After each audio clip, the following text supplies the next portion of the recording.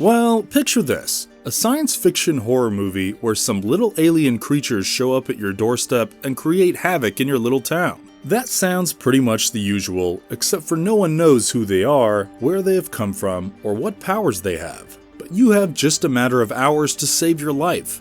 Yep, that is the tale of the 1986 movie Critters, where you dive straight into outer space among the aliens. If only these aliens were like our dear E.T., but instead, the things they are capable of doing are beyond our imaginations. These creatures might be cute, but do not get fooled by them, since this is a horror movie with a dash of comedy. With that being said, let us take a closer and more detailed look at these creatures named the Krites, but the townspeople call them Critters. Before we go into our explanation, we have a very small request. If you like our content, please support us by subscribing to our channel. This is a small click for you, but for us, it means a lot. Thank you, and let's begin.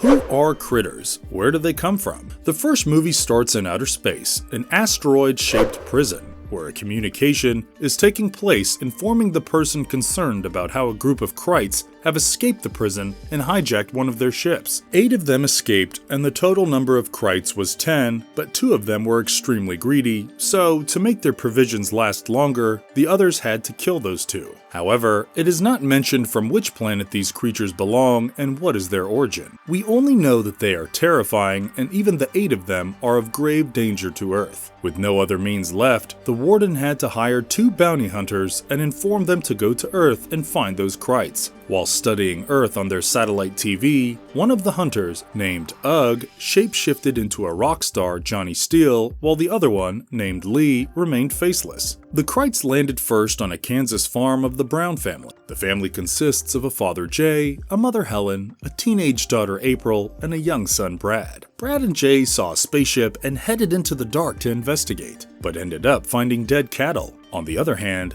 Helen saw red eyes outside the window in the dark peeping at her. Things started escalating when they found out the phone was dead and the electricity was cut down. When the 3 of them go towards the basement outside to check the electricity, Jay is shocked to see the wires cut and a critter jumps on them, biting his shoulder. He escapes somehow, and they lock themselves inside their house with no contact available. We see the appearance of a critter for the first time in this scene itself. It was a small, ball-like furry creature with big blood-red eyes and a big mouth with multiple rows of sharp teeth. Its hands and feet have tiny claws and its limbs are short. Apart from its dangerous teeth that can chew onto anything, Critter also had porcupine-like spikes in its body. They could shoot the spikes whenever and wherever they want to. Whoever gets hit by them loses their consciousness. Their appearance overall looks cute, but weird because of how violent and dangerous it is. They could not speak in our language, but made animal-like sounds and immediately bit into anything that felt like food, just like the wires, cattle, and Jay's shoulder. Meanwhile, April was in a barn opposite the house with her boyfriend Steve, unaware of the horrifying events that unfolded just outside. Suddenly, a critter bites Steve's hand and continues eating his chest and stomach, eventually killing him as April tries to get it off him with a stick. Brad's firecrackers came in handy when he lit one and left it for a critter to eat, killing it off. But that brings us to our next question,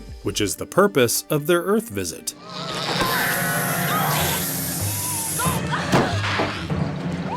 Why did the critters come to Earth? We have always seen that the purpose of an alien's visit to Earth is always hostile, mostly to conquer this planet and wipe away humanity. Unlike their other movie counterparts, critters do not have such intentions of paying us a visit. However, they do have an evil thought process that brought them here, and it is simply food.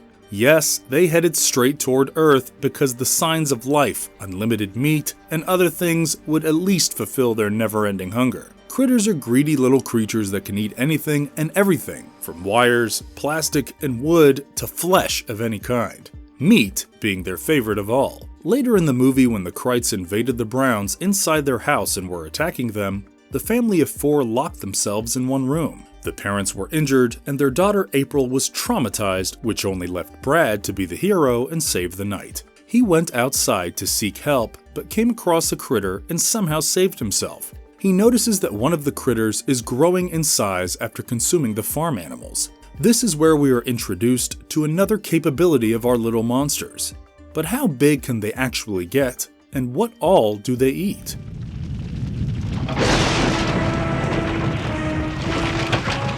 How big are critters? What kind of food do they eat?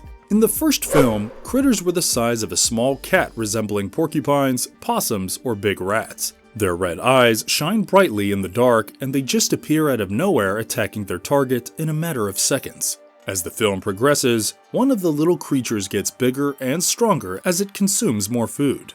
It got to the point where it broke past the barrier made by furniture and started pulling April towards itself, eventually dragging her to the spaceship. The big critter, now the leader of the army, is almost the size of an adult human and is strong enough to carry a grown girl on its own. In an attempt to save his sister, Brad follows the big critter. His drunk mechanic friend Charlie, who had been feeling the arrival of aliens since the very beginning in his teeth fillings, helps him in the rescue mission along with defeating the army of critters. Meanwhile, Ugg and Lee also saved the night by killing the critters invading the Brown farm. They give a parting gift to Brad by fixing the damaged house, and Charlie joins them along in their mission as bounty hunters. Since the main purpose of these furry balls of monsters was to look for food in the universe, they landed on Earth. It is evident that they are carnivores since the minute they landed. The cattle were all dead and eaten. A police officer, Jeff, was also attacked and killed. Additionally, they start eating anything and everything in their way. A cow? Food.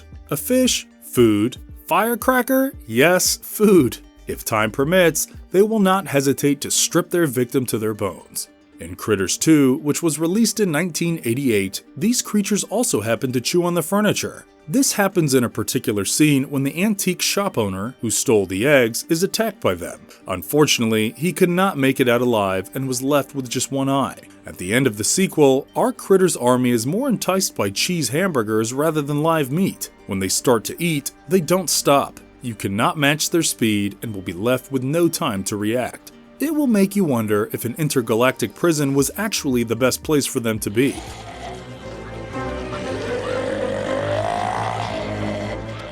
How do critters reproduce?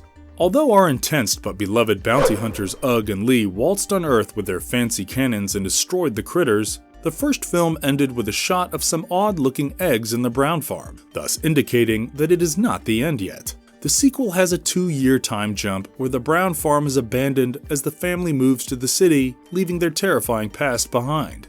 2 men enter the farm and find a lot of eggs in a freezing cold situation there. Turns out that they are stealing antique stuff from that place, and the older man will be selling them at a higher price by fraud. Moreover, Brad Brown is back in town after 2 years to celebrate the Easter holidays with his grandmother. Nobody believed in the alien stories of the Brown family, so his return only turns him into a joke. His Nana runs a daycare center and is surrounded by a lot of kids.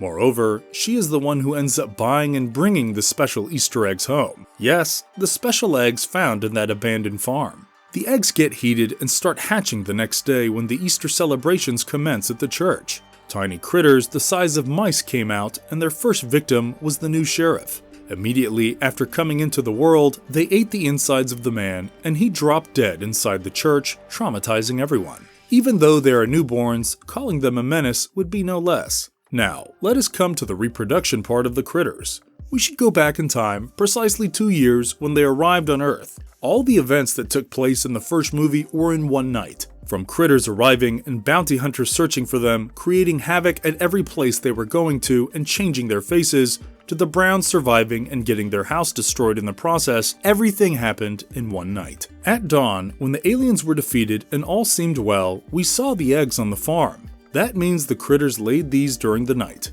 We are not sure if the eggs just belonged to one or more than one. Also, when the film started, the viewers were informed that only 8 Krites had escaped. But their numbers kept on increasing throughout the night, which only means that they have the capability to reproduce and grow rapidly, which is again quite scary if not controlled quickly. Furthermore, the sequel also takes place in 2 days where the critters were born during the morning of the second day, and everything was wrapped up by the night. They hatched from the eggs, grew up in size, and somehow towards the end, there were hundreds of them.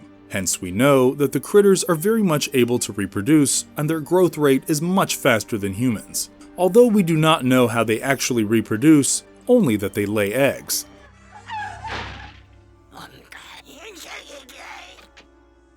Their language and personality. Language is a medium of communication everywhere. In other science fiction movies, we have seen how aliens and humans try to communicate with each other to understand the purpose of their visit. But in the Critters franchise, there is no such barrier. The prison warden speaks English, and so do the bounty hunters once they transform themselves into humans. However, unlike their fellow alien species, critters do not speak any known language.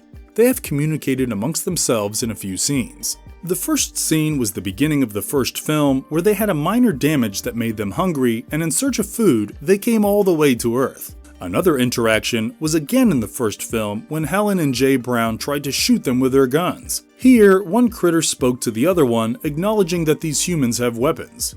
Their gibberish, out-of-the-world language is not known to any of the humans in the film or us. In the second film, the interaction was fewer when the army of critters was heading towards the Polar Icebergers warehouse wanting to have the hamburgers. However, they do not rely on communication, they just collectively attack their food and need something or someone to fulfill their greed at all times.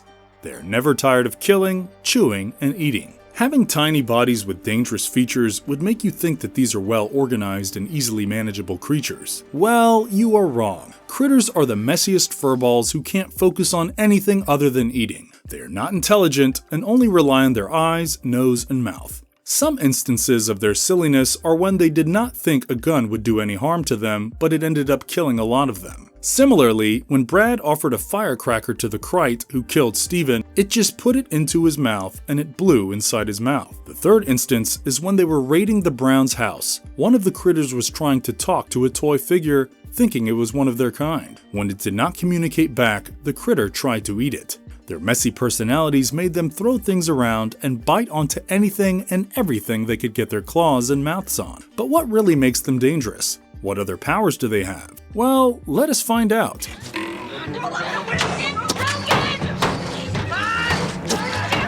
Their powers. Previously in the video, we talked about the very special powers of the critters, and that is eating. Yes, their greed for food is the most dangerous trait they possess. Apart from that, they work better in groups. They usually hunt, attack, and eat in groups. Whenever a critter increases in size, it becomes the leader of the army. It guides the others and leads them towards filling their stomachs. Staying together has been beneficial for them because in the second movie, this was how they survived. When the people of Grover's Bend planned to eliminate the entire army of critters by luring them inside the Polar Icebergers warehouse and blowing it up, they were almost successful in the execution of their plan. The strong smell of cheese hamburgers intrigued the critters so much so that they ignored the group of humans just standing close by. As the monsters raided the meat and burgers inside, Brad and his small group of volunteers closed the main door and blew up the building. Everyone celebrated their victory, but unfortunately, the war was not over yet. A huge ball the size of the building of critters sticking together rolled out from inside. They did not walk, but always rolled like hedgehogs from one place to another, which is faster. Their intelligence and teamwork saved them from the blast, and the huge ball started rolling towards the people and into the town. Whoever happened to come in contact with the ball of critters was left with nothing but bones within a matter of seconds. Such were their sharp and deadly rows of teeth. Luckily, Brad's quick thinking and Charlie's genius plan saved everyone in town once again.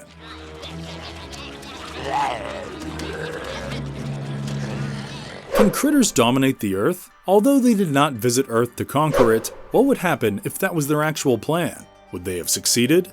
They do have the ability to kill someone if there are no weapons involved. Critters are vulnerable to guns, fire, and a few other things. We know that they can die easily just like a normal human or any species on Earth can. Guns and cannons were the main weapons of choice by the people and the bounty hunters to kill them. Other methods were firecrackers or just fire in general. One of the newborn critters was also crushed to its death when it came under the foot of a man, leaving behind a green, gooey liquid. Another instance was when the newly hatched critters were heading towards Brad, his friend Megan, and Sal to attack them. The trio got inside the car, and while trying to start the car, one of the Krite got onto its wheel, chewing it. As the wheel turned and the car reversed, the Krite got crushed to its death on the road. It is evident that the critters do not have any special power to protect their lives.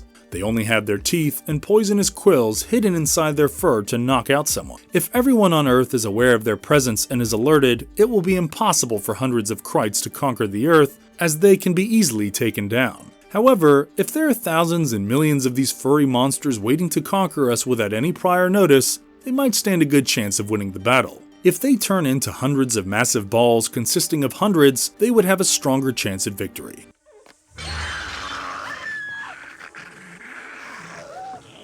Marvelous verdict. The Krites are so obsessed with eating that they even go to a different planet.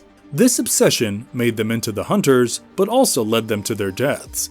Even when they were going extinct with just 8 of them left, these monsters still managed to increase their population, bringing it up to hundreds. However, we never got to know which planet or galaxy they belong to and what their origins are. Also, how did they end up in a prison in the first place? Since they had a spaceship and were also equipped with the knowledge of flying and operating a spaceship, they probably came from an advanced species, although they seemed as much or even less knowledgeable than humans concerning certain things. All in all, the Krites are such interesting alien monsters. The unique concept where the aliens are not invaders but have other ulterior motives garnered a lot of praise that this turned into a whole franchise of movies. The latest Critters film was released in 2019, 30 years after the original film was released. However, the concept still feels shallow because of some missing aspects. If only we got deeper insights into the Krites, the story would feel a little less incomplete. It would also be interesting to know more about the bounty hunters,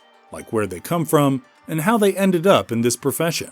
They are interesting shape-shifting creatures who are well versed with the English language. Anyway, we can only hope that we will get these answers sometime in the future. Till then, these scary yet funny creatures are my favorite aliens, for the sake of guilty pleasure. And if you liked our content, don't forget to leave a like and subscribe to us if you haven't already.